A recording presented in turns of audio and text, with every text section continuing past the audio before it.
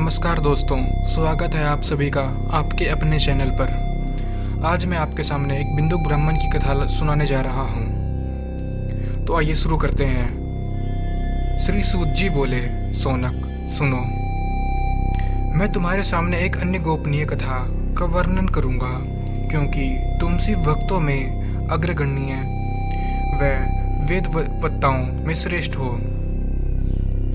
समुद्र के निकटवर्ती प्रदेश में वास्कल नामक गांव था, जहां वैदिक धर्म से विमुख महापापी मनुष्य रहते हैं। वे सभी दुष्ट हैं एवं उनका मन दूषित विषय भोगों में ही लगा रहता है। वे देवता व एवं भाग्य पर विश्वास नहीं करते।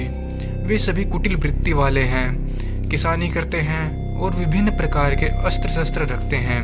वे व्यभिचारी हैं। वे इस बात से पूर्णतः अनजान हैं कि ज्ञान, वैराग्य तथा सद्धर्म ही मनुष्य के लिए परम पुरुषार्थ है। वे सभी पशु बुद्धि के हैं।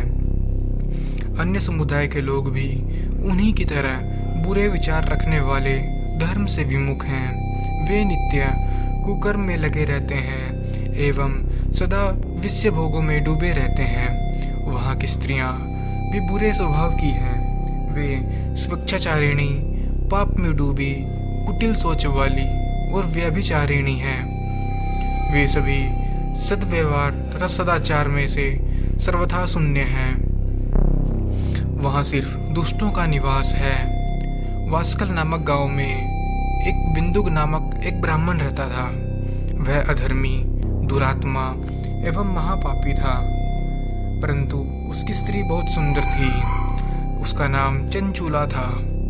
वह सदा उत्तम धर्म का पालन करती थी, परंतु बिंदुक वैश्यगामी था। इस तरह कुकर्म करते हुए बहुत समय व्यतीत हो गया। उसकी स्त्री काम से पीड़ित होने पर भी सब धर्मनाश के भय से क्लेश सहकर भी काफी समय तक धर्म भ्रष्ट नहीं हुई, परंतु आगे चलकर वह भी अपने दुराचारी पति के आचरण से प्रभावित होकर दुराचारिणी और अपने धर्म से विमुख हो गई। इस तरह दुराचार में डूबे उन पति पत्नी को बहुत सा समय व्यर्थ बीत गया।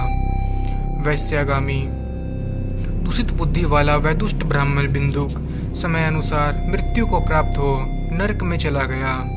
बहुत दिनों तक नरक के दुखों को भोग कर वह मूढ़ बुद्धि पापी विंध्या पर्वत पर भयंकर पिशाच हुआ।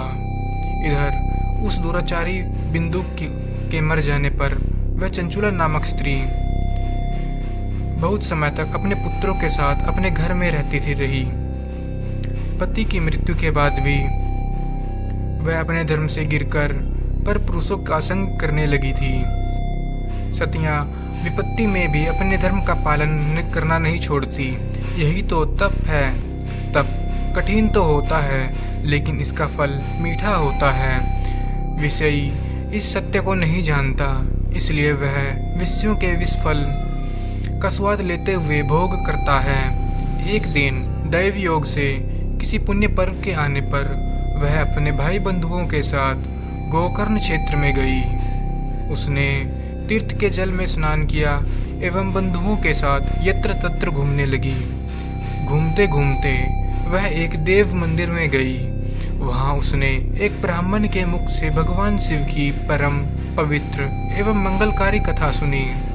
कथावाचक ब्राह्मण कह रहे थे कि जो स्त्रियां व्यभिचारी करती है, वे मरने के बाद जब यमलोक जाती है तो तब यमराज के दूत उन्हें तरह तरह की यंत्रणाएं देते हैं। वे उसके कामाग्नों को तप्त लोहे दंडों से दागते हैं।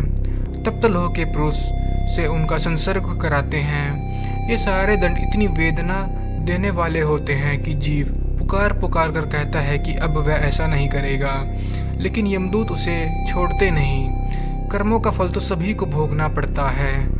देव, ऋषि, मनुष्य सभी इससे बंधे हुए हैं। ब्राह्मण के मुख से यह वैराग्य बढ़ाने वाली कथा सुनकर चंचूला भय से व्याकुल हो गई।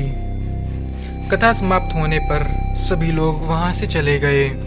तब कथा वाचने वाले ब्राह्मण से चंचूला ने कहा, हे ब्राह्मण, धर्म को न जानने के कारण मेरे द्वारा बहुत बड़ा दुराचार हुआ है स्वामी। मेरे ऊपर कृपा कर मेरा उद्धार कीजिए।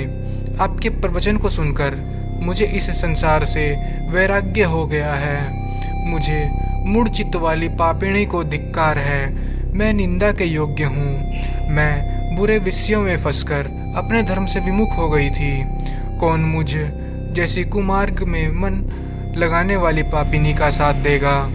जब यमदूत मेरे गले में फंदा डालकर मुझे बांध कर ले जाएंगे और नरक में मेरे शरीर के टुकड़े करेंगे, तब मैं कैसे उन महायातनाओं को सहन कर पाऊंगी? मैं सब प्रकार से नष्ट हो गई हूँ, क्योंकि अभी तक मैं हर तरह के पाप में डूबी रहती थी। हे ब्राह्मण, आप मेरे गुरु हैं, आप ही मेरे माता पिता हैं। मैं आपकी शरण में आई हूँ। मुझ अबला का अब आप ही उद्धार कीजिए। सूत जी कहते हैं, सौनक इस प्रकार विलाप करती हुई चंचुला ब्राह्मण देवता के चरणों में गिर पड़ी। तब ब्राह्मण ने उसे कृपा पूर्वक उठाया। धन्यवाद दोस्तों, अगला भाग जल्दी आएगा।